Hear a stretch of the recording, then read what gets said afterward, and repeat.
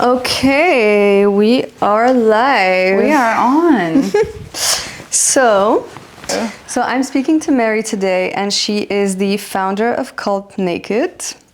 She is the style and the brains behind the brand as creative director and CEO. Yeah. And what I love about you is that you seamlessly blend this fun attitude with a very fierce type of intelligence. You do, you know that. Aww. And she is also known to be an iconic party girl. I think anyone who's seen you dance can see where that fire comes from. It's the part of the job. But not only. Yeah. You had this spirit before, and that's kind of how the brand started. Yeah. We'll get into that. Yeah. The other thing that I think is really important to mention is that on the flip side of that, you're Ukrainian. So you've essentially been running this business from a country that's at war because you produce your clothes there. Yeah. And that didn't stop you in any way. No, first year was actually it was worse than the year before. Mm-hmm. We were really on a high because logistics really got very complicated. Yeah. But now I feel like this year is the year that we're getting onto like a new pace, which is amazing. People love the product. We're trying really hard to get the product as good as it can technically possibly be. And there's a lot of technicalities in what you make. A lot. And we can see as I am wearing one of the iconic Heart Love tops. Yeah. I don't remember what it's called. Love Killer Bunda. Of course, it's never going to be a basic name with you. No, because it's like the part of our killer range. It's super funny because we did like this leather trousers in the COVID, and I thought because we were mostly selling skorts at the time, and I thought we need like a more basic piece. And I always I need a good leather trouser, and we're like, I'm gonna perfect the leather trousers to the core. And what we did with the trousers actually was quite groundbreaking. Even my mom is like, why did they always choose your trousers, like celebrities and stuff? We just call it a killer because it's killer. Exactly. And then we did a bandeau to it to have the full killer look. Yeah. And I think one of the reasons, well, there are many reasons, but one of the main reasons I wanted to tell your story today is because in my eyes, and I think in the eyes of many, you defy so many stereotypes in what you do, how you do it, and beyond that, as a person, regardless of the founder part, you're just you're fun, you're sharp, you're smart, you're sexy, you're warm, you're kind, you're switched on. And I think it's not every day that you meet someone who combines all these qualities. And I really yes, and I mean that. And I really like the way all of that translates into your brand. So, welcome. We're going to start with some questions. And it's worth mentioning that obviously I'm not the only one who thinks that, since you got awarded the Vogue Business Innovators Award in 2023. So that's a huge industry recognition. It's a huge industry. Like literally when I found out, I cried. Of course. Because it's massive. Massive. Because usually fashion industry is like, let's say party wear, or let's say obviously sexy and confident stuff. The fashion industry at the time, the times are changing all the time, but at the time it's like being really distant to it. And I was kind of surprised that they picked us. But I also do understand that things that we do and that's the reason why I did the brand in the first place, is because I didn't want to go the usual crazy route with a lot of stock and just ruining the nature. Yeah, and I think that's what's really unique about what you do. Like, you're combining so many different elements. Yeah. And previously the industry didn't really think of these elements as being possible all together in one, right? Yeah. Everybody's always like, if it's sustainable, it should be like hippie, should be like very, you know, nature. Yeah. Very, very that. Of course, like no brand that exists is fully sustainable because we produce things. But I just think it's a good thing if we replace or teach the industry doing things in a different way. Yeah. That's basically the core of my idea and why I would say like Cultnaked is in the sustainable brands area. Yeah. So how did it all start? I really thought that this is going to be like a little side project of mine. I've been a fashion photographer since I was 16. I've been into fashion since I remember myself. And I was like in the industry and everything. But we would always go to like industry parties and people would always ask me what I'm wearing. And what I usually did is like I took, you know, the clothes that are like I own, but I didn't want to look like everyone else. So I would like cut, stitch, do like better fit or like a different design. But because I can't sew, but it's not like my patience is not really my force. So you just make it work. Yeah, so I would just be like, everybody's drinking, pre-partying in my home, and I would be like, all the time. So, and everybody would ask me, what are you wearing? And I was like, I can't rock it anymore like that, the same thing. Like I would wear things a few times. And like maybe I should just sell those pieces like on Instagram, you know, through DMs. And then it started escalating. I thought I'm gonna do like a little resale shop, but then I'm like, maybe I add this to my wardrobe and this and that. And then suddenly like me and my friend, we go to Italy to source fabrics. I love it just like that. Escalated very quickly. And then we had to like make up a name and everything. And yeah, and then in 6 months we launched as a separated brand, do an online store, and in 8 months I already got the whole return on the investment back. That's amazing. Yeah, I love it. We dressed quite a few celebrities straight away. So how did that happen? I went to Paris Fashion Week and I just met the girls. And I was like, this is my product, this is what I do you like it? And they'd be like, we love it. Yeah. And they would just start posting, tagging and everybody and everything. Yeah. And I think, yeah, your personality, your nature really helps with this. But were you aware of it at the time, that it was a strength for your business? Yeah. Yes. I've been like this since I was a kid. It's not like something that I learned, or of course it always takes courage to like go and talk to people and pitch. Yeah. Yeah, because this is pitching. Yeah, in some way. PR is basically pitching a relationship. You're pitching yourself, your business, your idea, your product, the brand, everything. Yeah, 100%. So I was always like, but I can do it. I have nothing to lose. There's people who have nothing to lose.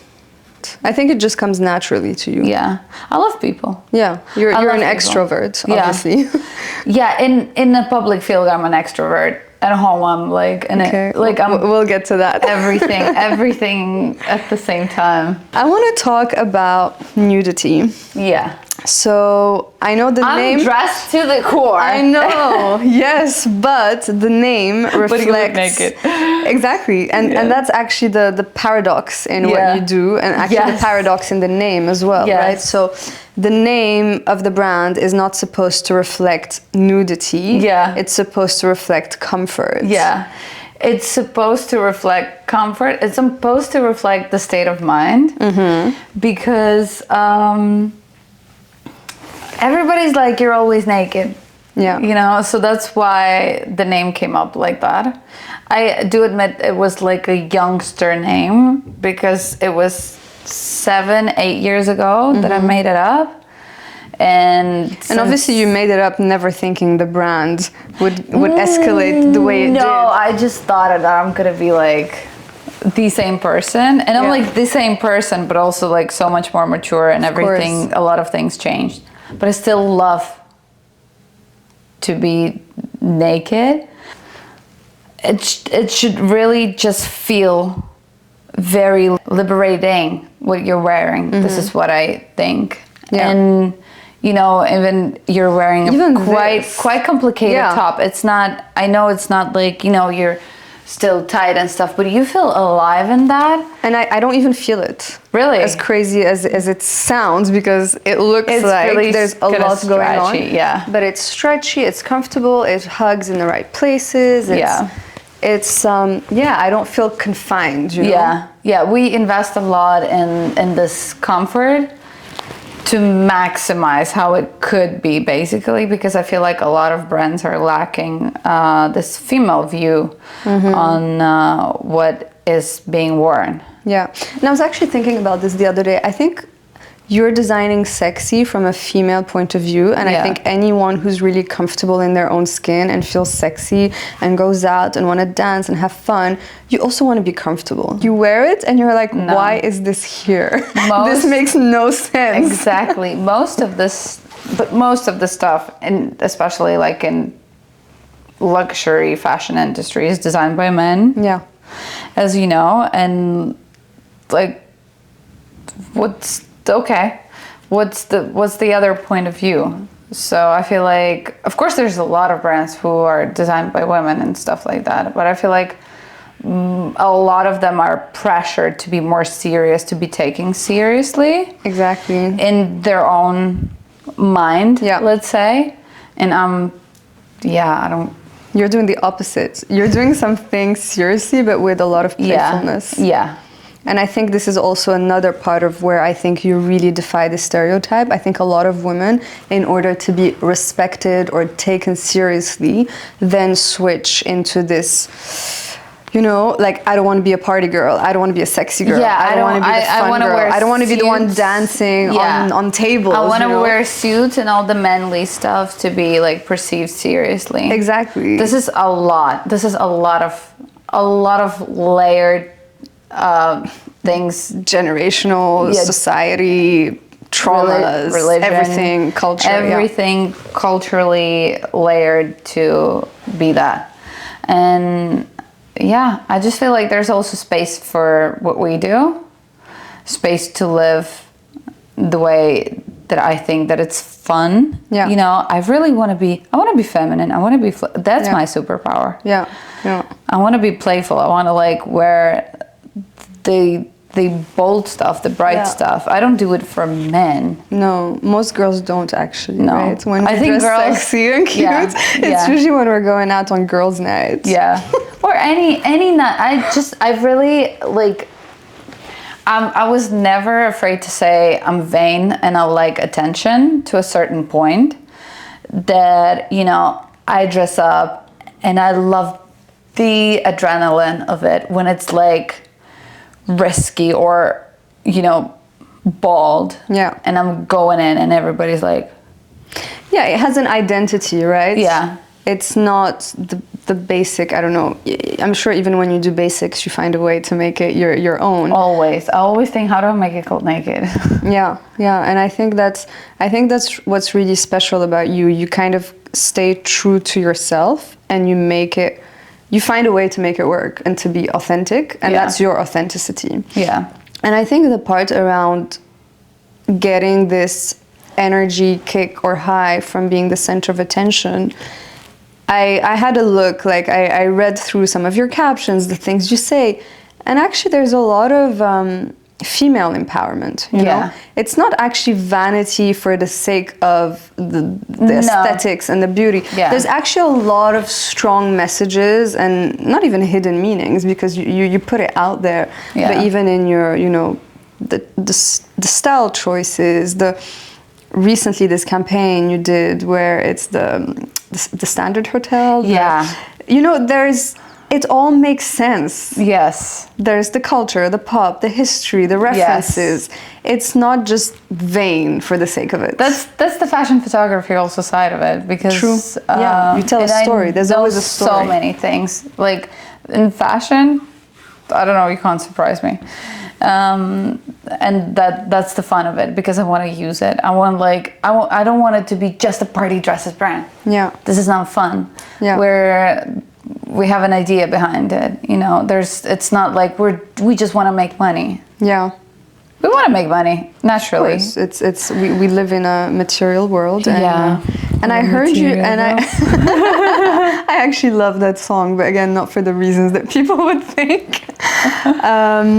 I heard you once say something around, it was in the early days, and you were styling someone. I think it was a podcast interview you did a few years ago. Okay. And a friend of yours or someone in high school wanted you to like style them and take pictures of them.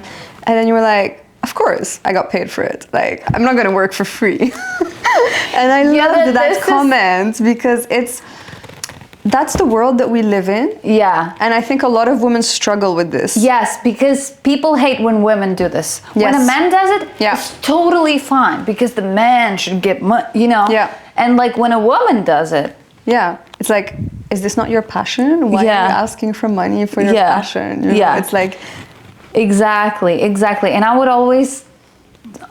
I have such a huge, I read this book, Sexuality in the, like, Christianity, how sex got along with the culture of religion and everything, and how women are, so basically it's a lot about how women are portrayed in the Bible and throughout the history, and it's horrible. Yeah, it's sin, shame, guilt. I have to read this book like chapter by chapter and then take breaks because I'm full of rage. Yeah.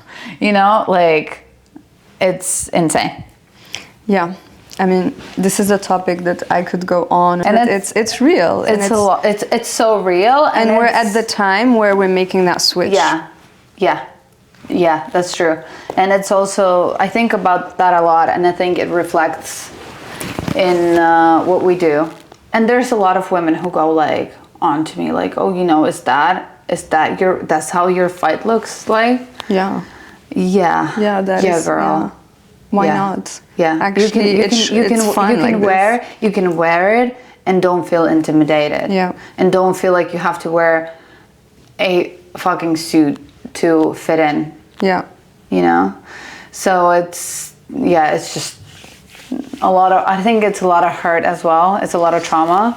I think it's really interesting, this point, because it just goes to show that it's not even the society and the men shaming the women, but it's also the women shaming the women. Yes. And actually most men or most people don't realize that's even worse.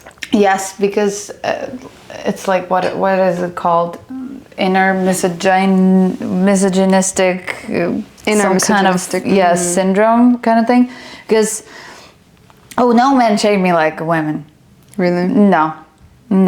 Yeah, that's not okay.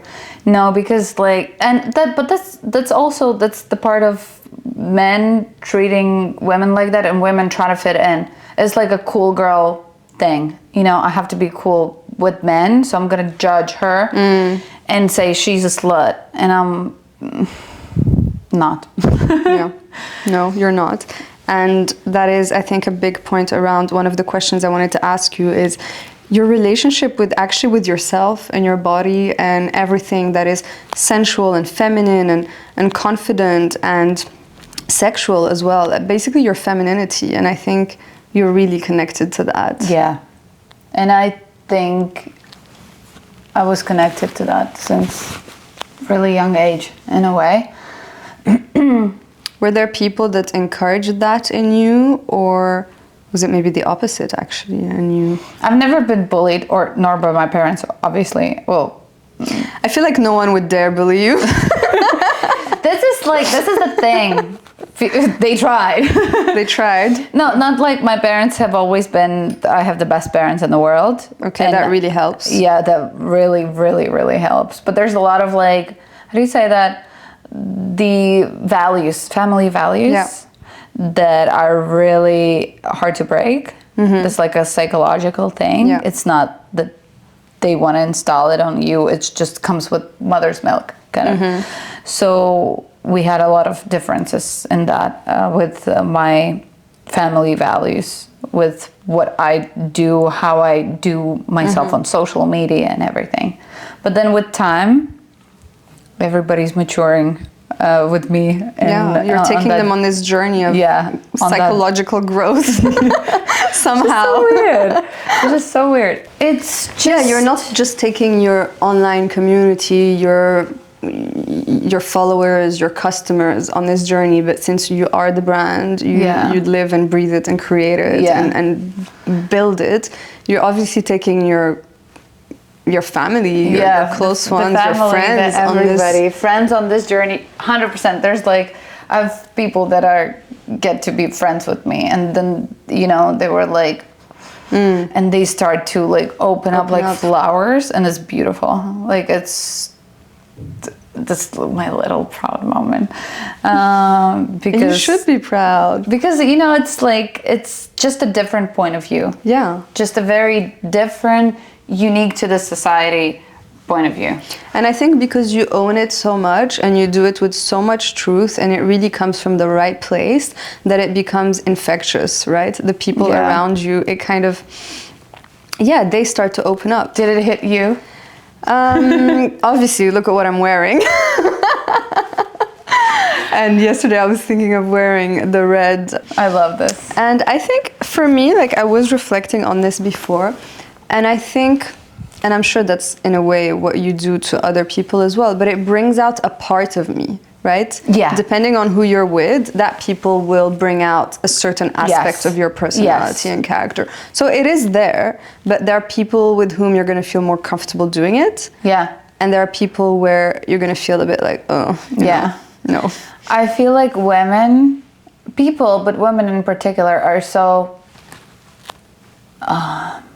there's so much, inside. It's not just, I wouldn't say like a different personality or like a lot of different personalities. But it's true. We have many layers. Yeah, but there's so many layers, especially to a woman. You can be like this and that. You can be rude, you can be a bitch, you can be an angel, you can be the sexy kitten, you can be a crazy, there's the mother, the wife, the daughter. There's just so many, so many roles that you can take up, and I love it so much. Like I love it so much, and that's the thing. Cultnaked, even for me, Cultnaked is not full of my, like, it's not my whole personality. I have, of course, so many more layers, but it's such a huge part of me as well. I even I call it Cultnaked personality, but in the way. It's just all me. And I own that. I love all my sides, dark sides, light sides, and I think this is, and Cultnaked took me on this journey as well. I love that you said that. Yeah, because in a way, the success of it validated part of who you are. And encouraged it. So, I guess the brand took you on the journey more than anything. It's so much self-reflection. I think about when I design something, or to have some collection, the campaign, everything. It has a purpose in my brain. This is how I feel. Like with the last Valentine's, with the hearts and plum. Can we talk about the technical aspect of making this? This is complicated. This is handmade. This is insane. Like when I received it and I opened it. I bought it because I'm like, this is fun. I love fun, I like sometimes when I'm going out on date night, so I was thinking of Valentine's, of dressing up a bit. And I'm like, this is proper dressed up. This is proper. But then when it arrived, I was like, wow, this is, I don't know how they made this, it's an art piece. It's quite sensitive because it's all handmade, hand stitched. It's really hard to do patent leather on patent leather. Very hard. Technically, and with money is a whole other story, because basically the money rolls that are on the shorts, the skorts and everything, they are as well a leather but printed there's 2 layers of leather that we stitch together, so you get the 2 sides of the dollar. No way. Even though you don't see it. Wow. Talk about attention to detail. Yeah, we stitch them together, and then we roll it and we stitch it to the item, and it's just so many. How long does it take to like prototype? That's the hardest. That's where my team goes like, And your team is in Ukraine. Yeah. Everything is made. Yeah. Handmade. Yeah. In your atelier. Yeah. We have other like production facilities that because it's a growing business constantly, but we don't really keep stock. We keep like a week of stock of our main product. I'm so proud of it actually, because it's crazy, because nobody in fashion, you know? Yeah, that's quite crazy. You only keep 1 week worth of stock. Yeah. We don't, you're not gonna see my shit on the landfill ever, babe. This is the most expensive part. Yeah. This is basically the most expensive part. This is why all the fast fashion labels are not doing it, because it's expensive. Because rather than being lazy and overproducing, you put your shit in a factory somewhere where the kids are working, and you just get 1,000 of it, and you're like some big, not even fast fashion. Many of luxury fashion do this, and this is insane to me. This is insane that you sell that crap for that money. Yeah. I wish all brands would think this way. They won't, because they wouldn't be.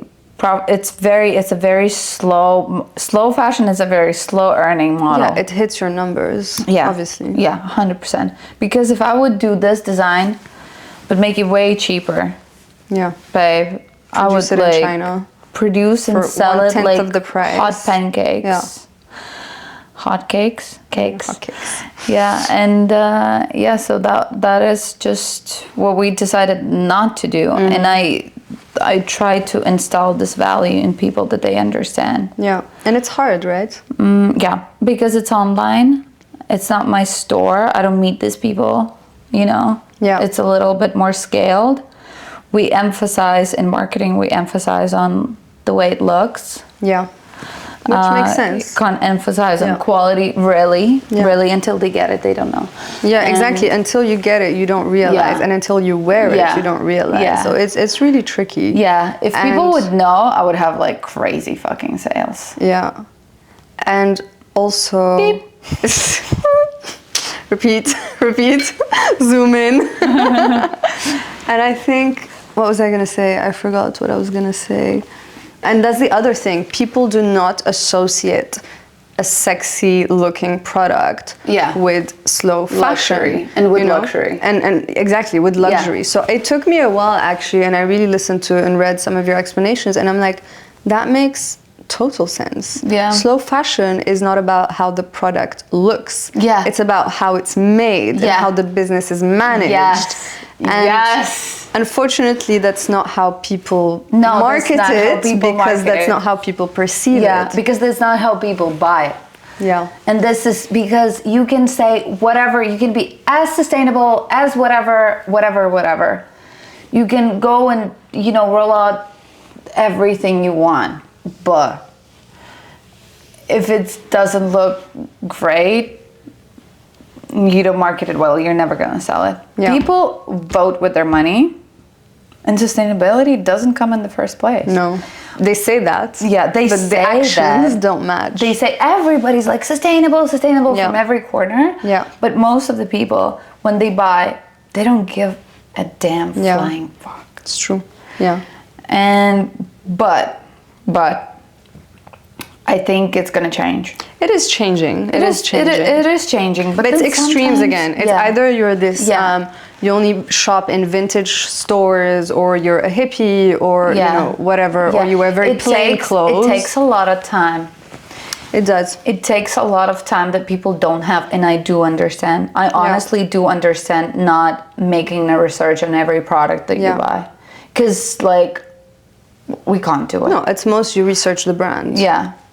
Yeah, they're just going to be like, oh, cute. And that's cute. And that's patent leather, whatever. But for me, sustainability, or at least in the way that I think about it and I apply it, For me, it's more about buying pieces that I know I will wear over and over and over again. Yes. And that in 5 years, 10 years, I'm still gonna wear them. Yes. And sometimes I do sacrifice not looking the edgiest or the trendiest. Yeah. But at the same time, I wouldn't feel good with myself if I bought something that I know will only last me that season. For a season or two. Yeah. And I think that's another thing that you do. You blend very well this cool, fun, hot aesthetic with something that is timeless in its sexiness. Yeah, you know? We don't really do... You don't do trends. We don't really do trends. No, it may seem like it. Yeah. But you don't, actually. We're just... Honestly, it's just a lot of like forecasting in fashion. It's very easy. It's very easy to understand what's going to come next. So... Tell me more about that. I just essentially... So for me, it's like... I know, but then I'm not gonna seize the moment, let's say. But for me, it's what I want to wear at the moment. I'm like, oh, next season, or actually I want to wear it now, but I'm gonna design it for next season. What is it based on? My design is based on basically what I really, really want to wear. I don't care. So it's not forecasting. No, but I'm saying forecasting is very easy. That's what you're saying. Generally, as opposed to how you do it. Yeah. Yeah. Yeah. Like, of course I understand. It's not the time for skinny jeans. You know what I mean? Or stuff like that. But also, like, if I really want to do this, I'm gonna do it, and I don't care. I know that I learned so far my market response, my audience, they like what I like. Yeah, makes sense. Because the brand is essentially me, a reflection of what I do. Hate it or leave it.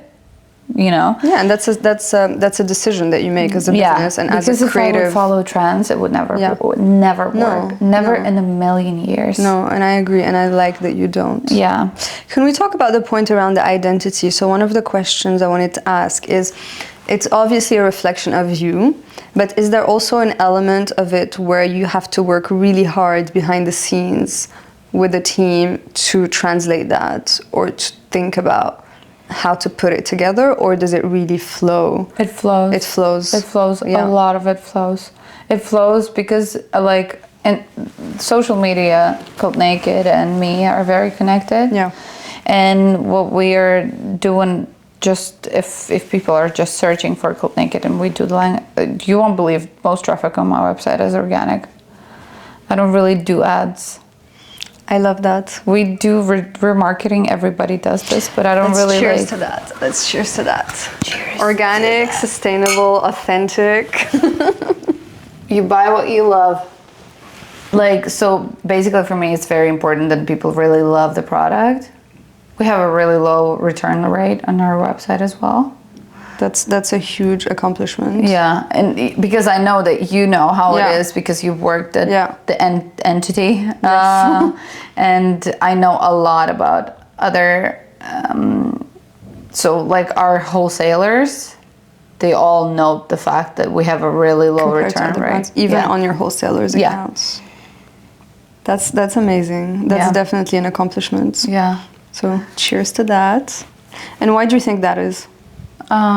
Quality and the fit as well. Expectations. You focus a lot on the fit. Yeah, we get like most of our stuff is because we're longer on the shipping because we're in Ukraine. There's no planes. Yeah, most of our returns are like time based, or when they take like 2 sizes to fit, or they just didn't check the size chart. And you have sizing recommendations. It specifically says like size up, size down. We need to, this is the new thing that we did recently because I realized like so many people don't read into size chart. But even if you read it, sometimes you don't know your measurements or you're not measuring yourself right. It's about easing it up for the consumer. So basically, it's easier to say take a size up, take a size down. 100%. Because I really want to. We're investing a lot into this thing because actually shipping is it's taking a lot of cost and a lot of CO2, right? Yeah. A lot of emissions are out of because of shipping. And when people like return it back and forth, It's just unsustainable. No, it's the worst thing for you, for them, for the planet. Yeah, no one wants that. No one wants that. Yeah. Nobody wants returns. So, and nobody wants exchanges as well. So the best thing about it is having, I'm trying to figure out what is the best way to, you know, do the sizing and fit really accurate. There's a human factor to it, let's say. Of course, there's an interpretation, there's a preference, some people like it a certain way, and it's tough, you know, it's one of the biggest challenges that brands face with online shopping. So the fact that you already have an extremely low return compared to other brands is massive, and the fact that you're working on other ways to improve it and is it's only good. Yeah. Can I just say some of your taglines? First of all, dance like everyone's watching. Yeah. I love that. I made it up in the first year. I love that. That was because of skort. Because we did a skort, and it was really like nobody did this before, because every skort was like a little sporty, but we did a really tight version where you can't see the shorts, which was kind of like an industry innovative thing, because really, really, really nobody did this. It's true now that I'm thinking about it. There was this like phase of skorts where you would see it's shorts from the back and then it's a skirt from the front, or vice versa. But it, like the skirt is a bit loose and and it's always it was not like that. We did this very slick. It's a skort, but it's hidden. You're not supposed to know it's a skort. You're not supposed to know it's a skort. And the funny thing is, so basically, I'm such a huge fan of Tom Ford. When he did Gucci, I was 5. Well, you were a fan of him at 5? No, I didn't know who Tom Ford is at 5. I'm like, whoa, she was ahead of her age. I was 10. And I saw Britney Spears there was a cover of her My Prerogative single. Do you remember that one? And she was like in a very hot little shorts and a bra, and she's wearing this Fuhrer. Yes. And I was like, damn, this is the best fit I've seen in my life. And then in some years, because that was already when I was asking my mom to buy Vogue, and that was really rare in Ukraine, in my city. We had like, they would bring 2 Vogues, 2 per issue, 2 magazines of stock. So one was reserved for you, and one was always city. I would go to this little store every day to check if they received it, so they have it for me. And I was just so obsessed. And then I figured out who Tom Ford was and yada yada. And by the time I started doing my stuff, I went to Italy and I saw this pink satin fabric, and it's fabulous. And I remember there was a collection where he had the shorts for a woman in the same color, same fabric, like literally it was one to one. And also I was so inspired by like Helmut Newton woman, all this like female power, raw, bold, non-Photoshop, you know, they were always like this like nonchalance. They were often wearing or like underwear or minis. And then there came also an aspect that I really loved to dance on the party. And I could never wear a mini skirt because I would go on like a stage in a club and I would just like dance to the music and stuff, and I would never want people to see my panties. Of course, you want to dance, you don't want to. I don't want to like keep track of that moment. So I would always like, I take when I really wanted to wear a mini skirt, I would stitch the sport pants, like shorts, like Nikes or you know something.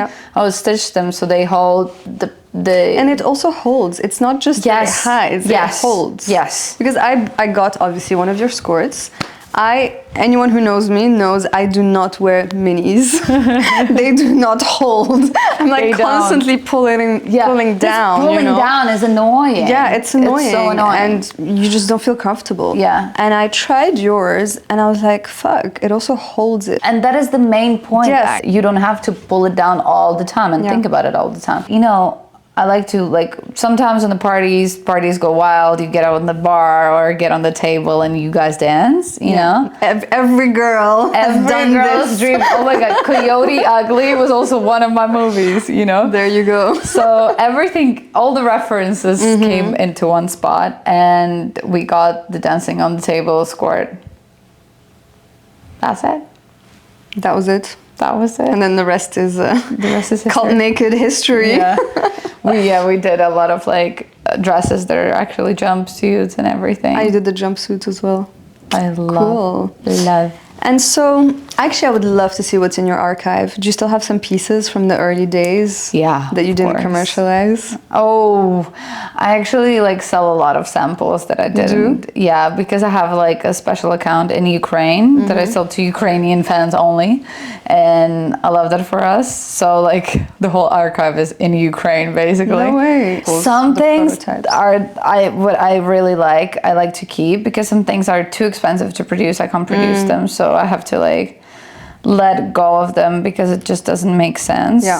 It's more like it doesn't look like couture, but it's couture by price. Pretty much, yeah. And a lot of stuff from the collection that we just keep in our little in our office in Ukraine, like a little showroom for that. But yeah.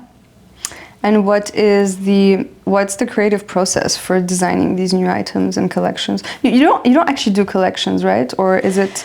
Now we kind of do because of the wholesalers. Okay. You need that. I didn't plan that at first, but you need like the whole thing, and then you do the drops. The consistency of the structure of the system. It's just the structure. Because previously, before I did wholesale, before the war, I did wholesale because of the war. But before the war, we were so good selling on our website, like D2C. I didn't even need. I was like, Selfridge just reached out to me. I was like, who? You know? It's good to be in that position. We worked hard for that. Yeah. And then later I realized actually it's vital to grow the fashion business. But you know what I did? I was just like, ooh. I woke up from the dream. I design it. I draw it. I go to my we do that in 2 days or something. I like have the first initial sample. We're like gonna perfect it now. Like easy stuff, tops or dresses or things. There's stuff that takes 8 months to just do the pattern. Really? Yeah. Like what? Like we have a dress that's called Too Good. It took us 9 months to do the initial normal pattern. 9 months. I worked on it every single. There's people who go on TikTok and they're like, this is the best thing I've bought, and comments are like, this is leather dress for $380, and I'm like, girl, this took 8 months. Yeah, because every single stitch has to be calculated to make sure that the woman's body looks good, not fat. So basically here you have a really thin moment, and we add stuff here and here. Accentuate the shape. It should be an hourglassy kind of thing. I'm gonna order this. It's so good. Is this a skort? And it's a jumpsuit, yeah. It's a jumpsuit. Yeah. Okay. Yeah, and the big part of it is to install the skort part into a product. So I was pregnant while I was doing this, and I couldn't like try it on me. So every time there was a model, and I would be like asking, "How do you feel? How do you feel? Yeah, how about this? How about that? How do you feel?" She's like, "What do you mean?" Yeah, and they're like, "Oh, it's comfy." And then I wear it, and then like, because you're sense checking every element of the fit in ways that they don't. Yeah, they don't comprehend this. Exactly, they don't comprehend. And let's say it, models are put through such terrible conditions when it comes to comfort. Yeah. It's a lot. It's a lot, and it's a lot. Everything is a lot. It's a lot of monies. Yeah. But I want people to kind of understand that this is where they're humans. They're dealing with humans as well, and it's real money, real. That's the thing. I think people are so used to brands now, where there's investors pumping the money in. Yeah. There's like economies of scale. There's unsustainable practices. Yeah. That it's hard for the general audience to understand 100% why, the price, the how, the what. And 100%. It's tough. Yeah, it's not easy. So we're wrapping up soon, but I did want to ask some questions around. Yes. I think very much following up on this point, how do you then define your success? What is, does it, how What does is it feel? success? Exactly. What is your measure of, okay, this is working, this is doing well, I'm happy about it, I'm proud of myself. My team's happy and they earn money. This is like, for me, it's very crucial that they're also happy. Like, I make money, it's great. When my team makes money, it's great. You know? So this is one part of it. Because you don't really feel, you're like, oh, success is great. You know, you were a celebrity. That's a successful moment. Success is like so many little moments. Yeah, there's instants that you celebrate. I try to celebrate everything because I understand that this is like, I don't want to burn out. And who are you when no one's watching?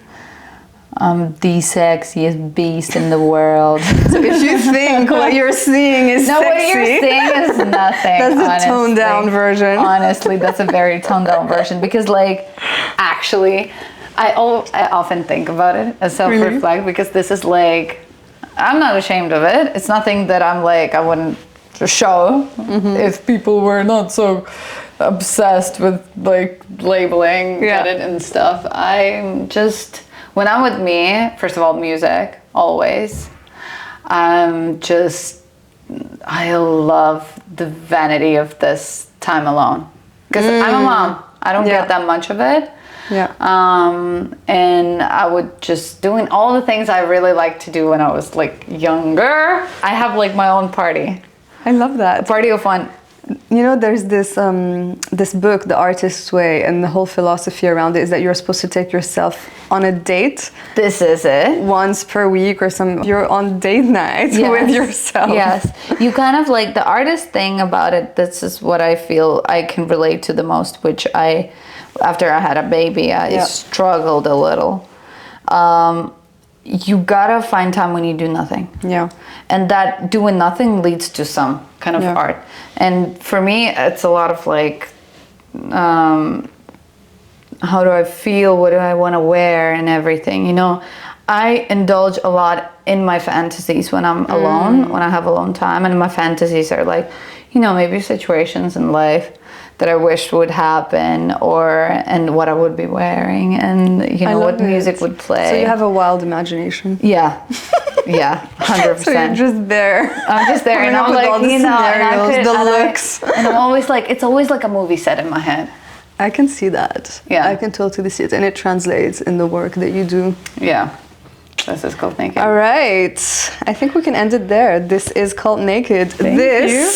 And everything that was just discussed is Cultnaked. Thank you so much. Thank you so much. This is the best. The best. Like, you went really, you had a female touch. And not like a media curated female touch. Thank you so much. Thank you so much. Thank you guys, and thank you for watching. This podcast, it's for the women who really don't fit in a box, and actually they never wanted to.